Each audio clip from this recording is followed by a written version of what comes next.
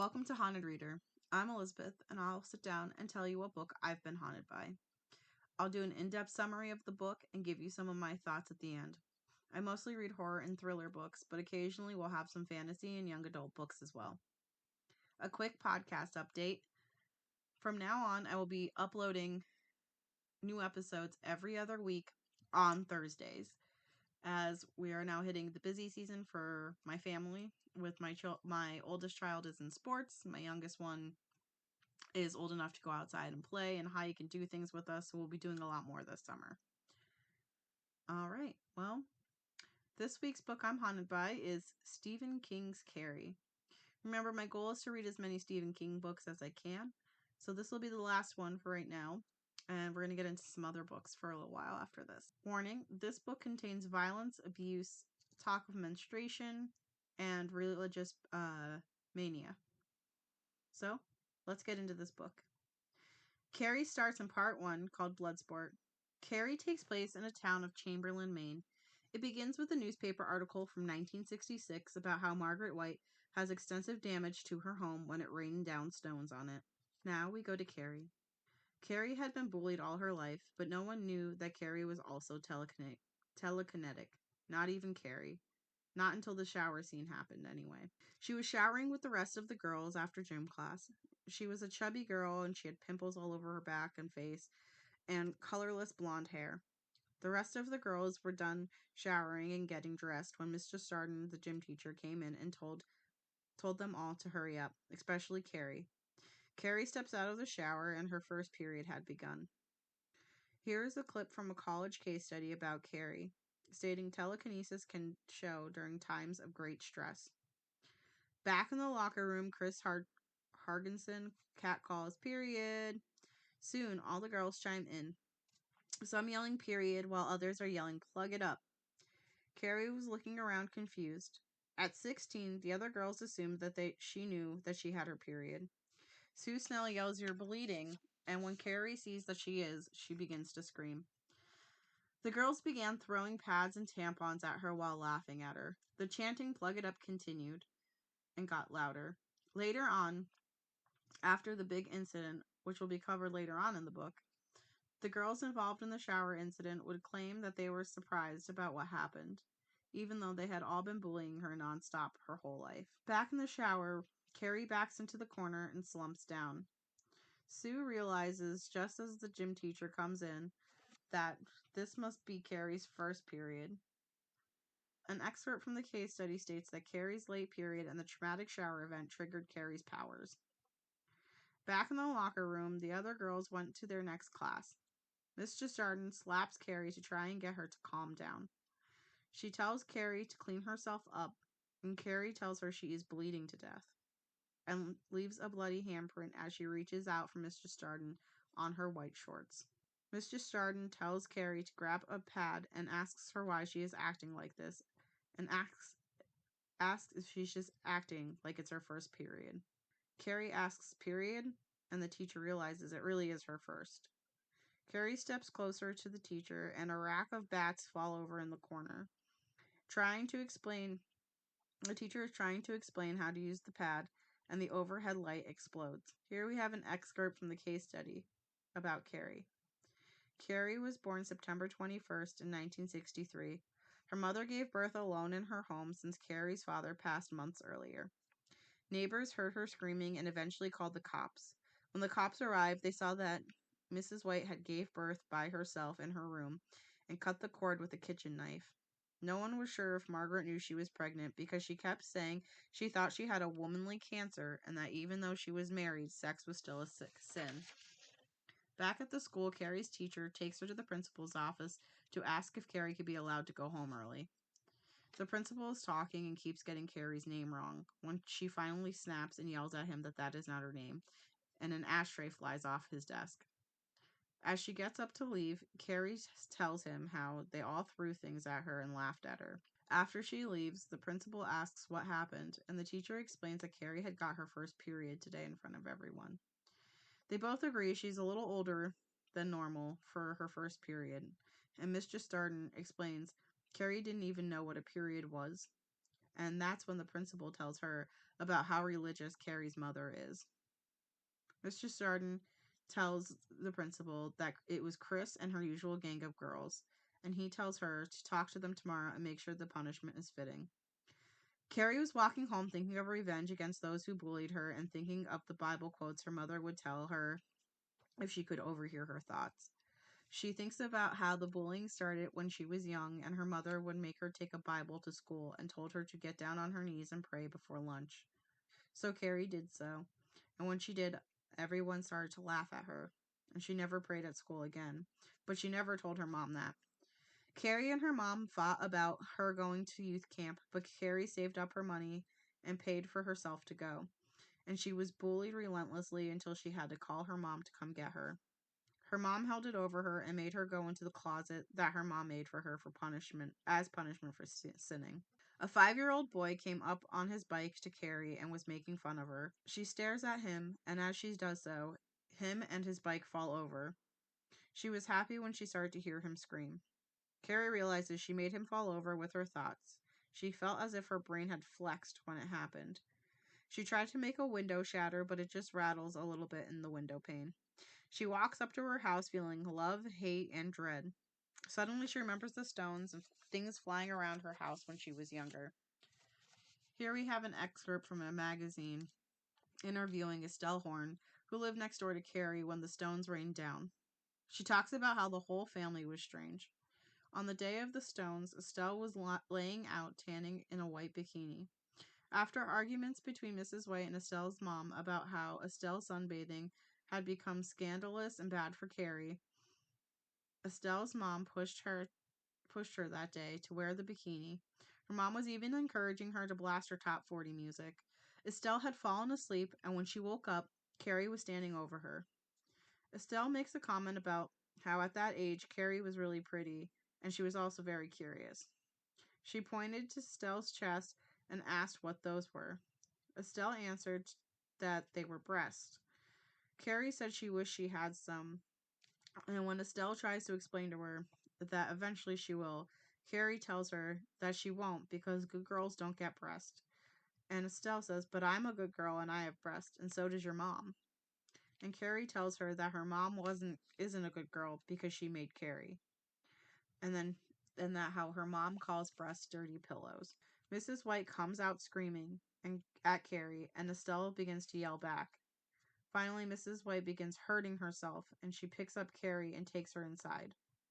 Estelle could hear Mrs. White screaming and praying. Estelle goes inside with her mom to have tea, and while they are drinking their tea and talking, they start to hear banging and saw huge chunks of ice hailing down, but only hitting the White's house. When it stopped, they heard Mrs. White scream and heard banging from the house. A large mahogany thing, like a bureau, came crashing through the window, and then it started to rain stones on the White House. Back at Carrie's house, her mother was still at work at the Blue Ribbon Laundry as a speed and iron folder.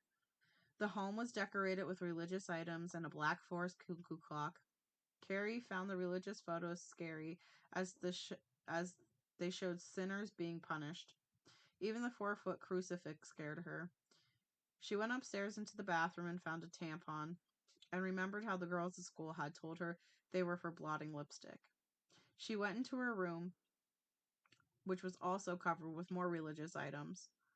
She was undressing and thinking of how she wanted to be like other girls, and how her mother warned her about feeling the something, which her mom was referring to sex, or sexual feelings, and how it was all a sin. She thought how bad her and all the girls are, and how only her mom was good because she fought the devil and won. But Carrie hated her mom. Thinking of how much she hates herself and looking in the mirror, it shatters. Here we have a definition of telekinesis, which is the ability to move things with your mind. In Tommy's car, Tommy and Sue have been together for 5 months, and it was also now a physical relationship. After being physical and getting dressed, she starts to think about Carrie and cries. She tells Tommy about what happened with Carrie, and he tells her about the time that he once hurt someone for no reason, and how he believes that she should go apologize to Carrie. On the way home, he asks her to prom and asks her if she has decided what to do with Carrie, and she says yes to going to prom, but she hasn't decided what to do with Carrie.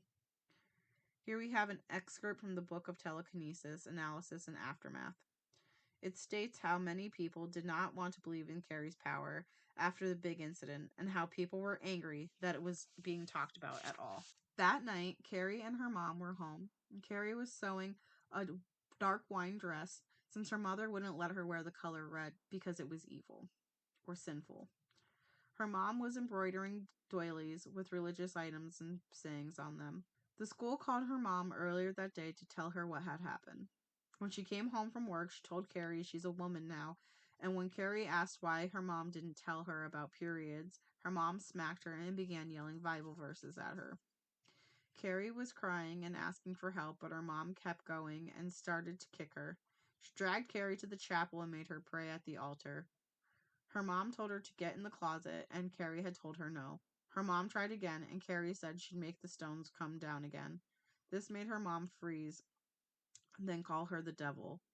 Carrie started to yell and called her a fuck. That's when her mom threw her head first into the closet. In the closet is a picture of sinners being burned before the devil. Carrie tried to stay calm, but after 6 hours, she started screaming to be let out. It took another 4 hours after that for her mom to let her out. Carrie was remembering that while sewing her dress, that her mom was now afraid of her after that event. Getting ready to go to bed, Carrie uses her mind to clear the thread in the sewing machine just to see that she's correct if her mom is afraid of her. Here we have an excerpt from The Shadow Exploded. Margaret lived with her mom and stepdad, whom Margaret kept saying were living in sin, until she met her husband in 1960 and got married in 1962, and told her mother she should live like her and her husband and not have intercourse. Back at school the next day, the girls were in gym class and getting dressed when the gym teacher comes in to yell at them for what they did to Carrie. Chris tries to walk past her, but Mr. Jardin slams her into a locker and tells her what they did to Carrie was a really shitty thing. She tells them all they have a week's detention with her, and if they don't show up for detention, then they get 3 days suspension and refusal of their prom tickets. An excerpt from The Shadow Exploded, which states that the only telekinesis act from Carrie's childhood is the stones. Later that week, Chris's father, who's a lawyer, shows up at the school. He states that he is there because Mr. Jardin manhandled Chris and cursed at her. He states Chris will take the 3 day suspension, but to avoid a lawsuit, he still wants her to get a prom ticket. And at the end of the year, he wants Mr. Jardin to be fired. The principal tells Chris's father about how Chris is a bully, especially to Carrie, and what had happened in the shower. He tells Chris's dad if he sues them, then they will countersue on behalf of Carrie for all of the bullying and wrongdoing that Chris has done to her. An excerpt from The Shadow Exploded. In 7th grade, Carrie writes a poem that cried out to a teacher about Jesus and being lonely, and she draws crosses all around it. The teacher explains that he's not sure exactly why it cried out to him because it shouldn't have, but it did. Later that day, Sue went to wait for Tommy at the local soda shop/gas station. She sees Chris is sitting there. So she goes and she grabs a root beer and goes over to Chris. Chris tells her that her dad is going to sue the school and asks why no one walked out with her. And Sue says it's because they deserve the punishment that they got for what they did to Carrie. And Chris starts to make comments about Carrie and how she deserved what happened. And so Sue gets up to leave, and Chris makes fun of her for thinking she's too good for Chris or better than her. Another excerpt from The Shadow Exploded. Part of a letter Chris wrote to Donna about being out of the prom and how her dad had backed out of suing the school, and that she has a surprise for everyone who goes to prom. Later on, Carrie was getting ready for bed after missing a week of school. She had to go back the next day. She had begun to practice her telekinesis, but it took its toll on her. It elevated her blood pressure and heart rate, and it also lowered her body temperature. From the book My Name is Sue Snell, an excerpt. One thing Sue keeps trying to drive home is that they were kids when all of this happened, and that because they were kids, that they acted like kids, and that's why their actions had caused the big event. Later at Tommy's house, Sue asked Tommy to take Carrie to prom instead of her. It takes some work, but she convinces him to do it, and for the first time, Tommy tells Sue he loves her. In Sue's book, she states a lot of people were surprised Tommy agreed to do it. That Thursday, Tommy asks Carrie to prom. At first, she thought it was a joke, but eventually she agreed to go with him. He tells her it'll be a good time, and she says it's going to be a nightmare. Another excerpt from The Shadow exploded. There are a lot of conspiracy theories about why Tommy took Carrie. Sue says she asked him to make up for the shower incident, but a lot of people don't believe that. And a lot of people believe that Chris and Tommy plotted together, and that's why he took her. That Saturday night, Carrie is in bed trying to convince herself she is not afraid of her mother. She already brought ugh, I'm so sorry. She already bought fabric to make a dress and knew she had to start on it the next day. She was practicing her powers and was able to lift the bureau now in her room. She was also starting to remember things she did with her mind as a kid, including how her mother had tried to kill her when she was younger. Carrie's mom calls her down for dinner, and Carrie goes down while trying to convince herself to tell her mom. After dinner, Carrie finally tells her mom that Tommy asked her to prom. Her mother tells her no, and Carrie says she's going. Her mother throws her tea in her face and screams. She tries to get Carrie to go into the closet and smacks her. Carrie makes her mom's hand stop when she goes to hit her a second time. She uses her mind to stop her hand and lift objects around the room at the same time. Carrie's mother calls her the devil. Her mother starts whispering exorcism prayers, and Carrie grabs the fabric for her dress. That Monday, the principal was talking to another coworker about his concern over Tommy taking Carrie to prom, and that he feels like Chris has something to do with it, and something really bad is going to happen at prom. An excerpt from The Shadow exploded. It is believed telekinesis is genetic, carried by the male and only dominant in women, but can also be recessive in females. They believe both of Carrie's parents had it as a recessive gene. That Wednesday, Sue and the rest of the decorating committee were in the gym setting up for prom.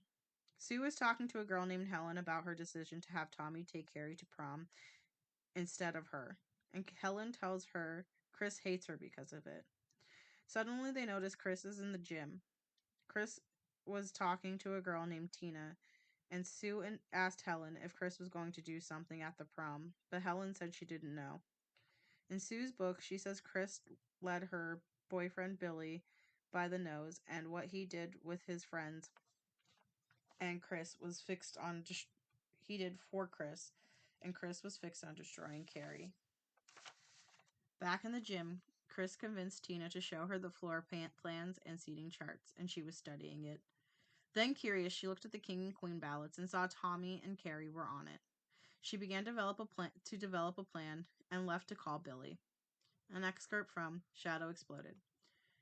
It is believed the plan was well calculated by Chris, and it was her idea to have Billy and his friends go to the farm.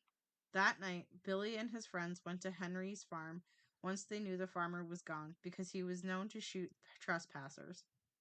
When they got close, they cut the headlights and put the car in neutral and pulled into the driveway. Billy and his friends went to the pig pen and killed 2 of the pigs to fill up 2 buckets of blood. As Billy thinks Chris was right about the pig's blood being the right choice, a pig blood for a pig. He caps the buckets and puts them on ice in the trunk of his car, and they leave. This brings us to part 2, called Prom Night. Carrie is trying on her dress when her mom comes in and tries to get her to take it off and tells her she should burn it. Carrie tells her no, so she starts hurting herself. Carrie's mom starts hurting herself, and Carrie says she's still going and makes the door slam open. Her mom keeps yelling, so Carrie shoves her down the hallway with her mind and slams the door. An excerpt from The Shadow exploded. It is known that Carrie has powers that hit under a high stress, and we know that prom night was going to be a high stress event causing the big incident. Prom night, Carrie is trying to convince herself she's not nervous while waiting for Tommy. Her mom was locked in the chapel praying. Carrie began to worry that it was all a joke as Tommy was running late. She began to practice lifting things with her mind and thinks about how the day before she rolled a car with her mind. Carrie can hear her mom praying loudly and yells for her to shut up, and she quiets down. Finally, Tommy shows up, and when she opens the door, he tells her that she is beautiful. Sitting at Billy's in a room above the bar called the Cavaliers, waiting for it to be time to leave, Chris was thinking about how, even though she could get Billy to do things for her, he had more control. Finally, it was time for the two of them to get ready to leave, and they left. In Sue's book, she says the only thing she's still sorry for is Carrie for what she went through and how she is remembered. Tommy and Carrie arrive at prom and walk in with a couple named George and Frida. Frida was being friendly with Carrie as they went in, and Carrie proudly said that she made her dress when Frida asked her where she got it. Chris and Billy got to the prom, and he tells Chris he's going to let her pull the string. The night before, he snuck into the school and placed the buckets of blood on a beam above where King and Queen would be crowned, and ran a string to the vent of the side of the top of the gym. In Sue's book, she states the day before prom, Carrie had gone up to Tommy to tell them that they had to be home by 11 or her mom would be worried, and she can't believe that people call Carrie a monster. Back at prom, Carrie thought the setup for prom was beautiful, and so did Tommy, and so they decided to find their seats. Back at the Whites' home, her mom is thinking how Carrie defied her, got her period and her powers, and how Margaret's grandmother also had the same powers. Carrie, as a baby, had made a bottle dangle with her mind, and her mom almost killed her. Here is where I get confused because it says her husband stopped her, but earlier it was stated that Carrie's father died before she was born. She could feel Carrie's powers when she used it on her. She sat in the kitchen sharpening a carving knife for when Carrie returned home from prom. Tommy asked Carrie for the third time if she wanted to dance, and finally Carrie admits she doesn't know how to dance. So they decide to walk around the gym instead. Also, they also decide to watch the king and queen thrones being set up. Mr. Starden came up to Carrie to see how her night was going and to tell her to forget about what happened in the shower. Carrie says she can't, but she's having a good prom so far. Sue was home wondering how it was going and hoping Tommy wasn't falling in love with Carrie. Billy forces Chris to go over the plan one more time before Chris and him get out of the car. It's time to vote for King and Queen, and Carrie is shocked that they are on the ballot. They agree to vote for themselves. The votes are counted, and there is a tie between Tommy and Carrie and a couple named Frank and Jessica. After hearing this, he can suddenly hear Carrie's name repeated in his head, and they announce everyone will have to re-vote for the tied couples. Chris is starting to get nervous. It's taking too long. With the new ballot, Carrie tells Tommy to vote for the other couple, but Tommy votes for them instead. Back home, Mrs. White is done sharpening the knife. It's announced at prom that Tommy and Carrie win by one vote. Tommy feels a little dizzy and hears Carrie's name in his head again. Carrie and Tommy are led to the stage. Once they are in place, Chris pulls the string and they hear someone scream. Sue was at home and she had a bad feeling of dread growing all night. She was making herself hot chocolate when the town whistle went off, alerting something was wrong. She went to the window and could see that the high school was on fire near the town oil tanks. As she was looking, there was an explosion. An excerpt from We Survived the Black Prom by Norma Watson. Norma says it all happened so fast. There was a splash of red, and Tommy and Carrie were covered in blood. Norma said, "Oh my God, that's blood." And Tina screamed. They could see the buckets dangling, and one fell and hit Tommy in the head. The sound made someone laugh, and that's when Carrie opened her eyes, and everyone laughed. Carrie went to leave the stage and fell, making people laugh harder. Mr. Starden tried to go to help her, and Carrie threw her across the room with her mind. At this point, no one knew Tommy was hurt. As Carrie was running, someone tripped her and she fell again. Then she got up and ran out of the school. It all happened within 2 minutes. After Carrie left, someone realized that Tommy was hurt and yelled for a doctor. Then they realized Carrie had come back. Then all the doors in the lobby slammed shut. The students started to stampede to try and get out, and Carrie was standing out in front smiling. The people who survived had run out the back fire doors during the stampede instead of trying to get out the front doors with the rest of the kids. Suddenly, the sprinklers turned on. Norma grabbed Tina and led her through the gym to the fire doors. They saw a student named Josie grab a mic and get electrocuted. The student fell over and her shirt was on fire. Norma and Tina ran out. Back at the gym, Tommy from getting hit in the head with the was out cold from getting hit in the head with the bucket. From the New England AP ticker, 10:46 p.m., Chamberlain, Maine. Fire at the high school. There are electrical cables down, and at least 110 people in the high school neighboring firefighters en route. AP ticker, 11:22 p.m., Chamberlain, urgent. A tremendous explosion by the high school. Firefighters working with no avail. All hydrants are vandalized. 3 bodies recovered, 1 firefighter and 2 prom goers. 3 more firefighters on the way to hospital. Sue grabbed her mother's keys even though she didn't have a license. She was determined to get to the high school. The explosion rocked her in the car, and suddenly she was thinking of Carrie. She saw an officer but couldn't hear him.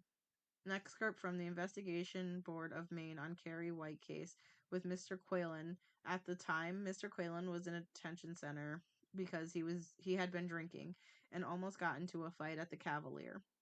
He was leaving his cell when this whistle went off. He could see the school on fire and saw Carrie next to a hydrant when suddenly the hydrant exploded. They asked if he knew Carrie, and he said no. When they asked him how he knew who Carrie was, he said he just knew it. He said he also just knew that she was what she was thinking. He saw Carrie explode another hydrant, and when he walked outside, saw all the pumps at the gas station next door were undone. He also saw a guy with a lit cigarette running to go past it. Now we get things from Carrie's perspective. She states things happened as Norma said, but when she left, she was ready to go home. But then she got mad and decided to make them all pay because she can't stand the thought of life at home with her mom. She goes up to the school, locks the doors, and pictures the sprinkler system to turn it on. She used more power to snap cables, and one hit a puddle of water. When the whistle went off, she lost hold of the door for a second, and someone got their fingers out. So she slammed the door shut again and severed their fingers. She left the school and started exploding fire hydrants so they couldn't put the fire out. From Investigation Board Carrie White case with Sheriff Doyle. The sheriff was a town over when he gets the call that something happened at the high school. He waited for the officer to report back, but he was killed when the gas station exploded. On his way back to Chamberlain, he got a call from Quaylen, the town was on fire and there was no water. He also stated that the gas station exploded. When he got to the town, most of it was burning down. He also saw Sue flagging him down, asking if Tommy was dead, and saying Carrie did it. They hurt her for the last time. The council asked if Sue actually said, "We've hurt her for the last time," or if she'd been drinking. The sheriff said she was hysterical. The sheriff runs into a student who was at the prom, and the student tells him Carrie did it because they dumped blood on her and Tommy. Then another gas station explodes. Quaylen comes out of the police station and tells the sheriff what's been happening and warns him to watch out for Carrie White. He asks how Quaylen knows that, and he says, "I don't know, it just came to me." AP ticker, 11:42 p.m. Chamberlain is mostly destroyed, and there are 3 fires going on at once. There were no more ticker alerts after this. A gas line had opened up, and a paramedic driving past threw a lit cigarette out the window, and half the block exploded. Before the explosions of the main gas line, people were coming out onto the street. Carrie went to a church to pray and got no answers and destroyed the church. When leaving the church, she exploded power transformers and went home. From the Investigation Board, Carrie White case, Miss Cora Simard. She left her house with Georgette Shears to look for their daughters. They saw Carrie come out of the church. They never met her, but just knew it was her. They saw the power lines fall, and Georgette saw people burning. She tried to run and hit a power cord, so Cora walked carefully around the wires.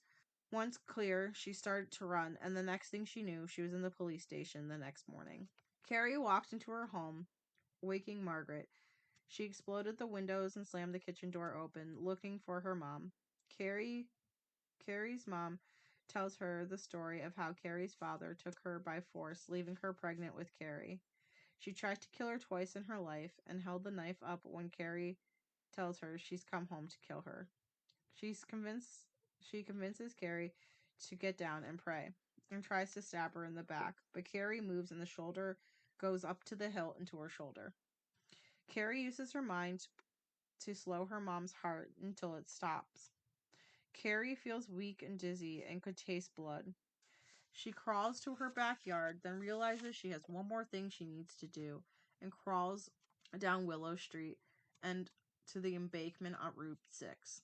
Chris and Billy are at the Cavalier asleep when someone arrived at the bar underneath to tell everyone what happened. Someone finally came to tell him and Chris what had happened, and that Carrie had done it. They run to Billy's car, and Carrie's name is in his head when the headlights come on and they see Carrie standing in front of the car. Carrie spins the car, then throws it into the Cavalier. Chris is thrown into the dashboard, and Billy is speared by the steering column. The car starts leaking fuel, and the car in the Cavalier went up in flames. Carrie dragged herself across the parking lot some way, and she stops and rolls over to watch the stars as she dies. Sue finds her here at 2 a.m. Earlier, Sue was standing outside a You Wash It and suddenly thinks how Carrie caused everything and went home to kill her mom, and the thought confused her. She drove to Carrie's house and went down their yard and followed the blood trail. From the investigation board of Carrie White case, Sue arrived by Carrie's side around 2 a.m. The board doesn't believe Sue can hear Carrie's thoughts. When Sue arrives by Carrie's side, they talk using their minds, and Carrie tells her how Sue tricked her, and shows her what happened at the prom and at the shower. Sue tells Carrie to look into her mind, and Carrie sees she meant well, and Carrie tells her she should have left her alone. Sue tries to talk to her, but Carrie begins to scream in her mind as she dies. Now we have hit part 3 called The Wreckage. From AP Ticker, Death Toll, 409, 49 missing. From Daily Sun. The Chamberlain Mills are leaving the town, which is its major industry, because of the dwindling population in Chamberlain. Many people are moving and closing their businesses. They had 2 mass burials and they held a graduation for the remaining 52 seniors. And people are still being found. In a letter from the principal to the superintendent, he quits his job. And the principal also gets a letter from Mrs. Jardin quitting her job as well. In Sue's book, she states that she wants to move somewhere where no one will know her. The conclusion of the investigation board in the case of Carrie is, while the autopsy of Carrie showed some cell changes, which may indicate something, we don't believe something like this can reoccur. And that is the summary of Carrie. This book was very enjoyable. As someone who grew up being bullied, I've always had a soft spot for Carrie. The theme of religious mania was also something that called to me, knowing a few people like this in my own life, or passing through my life, who are very similar. I give this book on my ghosty rating of scale of 1 to 5 for ghosties. I give it this because there are a few continuity errors, like Carrie's father passing before she was born, but later in the book he was alive when she was a baby. And then towards the end of the book, it was back to him being dead again before she was born. Also, when her mother says she tried to kill Carrie twice as a child, she says the first time was when she was born, but earlier it was when she was a few months old, and that how her father had stopped her. The age of the students also tends to change between 17 and 18 quite frequently. Overall, the messages of how badly bullying can destroy someone struck home for me, as I was often the victim of bullies and mean girls. And it also strikes close home to me because my husband was also bullied as a child severely. And talking to him about his struggles with it as well also is something that affects me. I also found that with this book, touching into issues of bullying, not feeling good about yourself in general, and the underlying message of trying to do something to better yourself to overcome these issues. Where, yes, Carrie did it in a negative way as she resulting in violence, but that message is still there. That even if you're going through something, do something to better yourself and give yourself power. And use that power in a positive way, which is something that I am learning a lot this year. So, Carrie, the book of Carrie really hit home a lot for me this year. But that's all I have for you for Carrie. So please, if you have time, rate and review the podcast. Also follow me on Instagram, TikTok, and YouTube under the Haunted Reader Podcast. Any book recommendations can be emailed to ahauntedreader@gmail.com. And remember, from now on, this podcast will be bi-weekly on Thursdays. And until then, stay spooky and keep reading. Bye.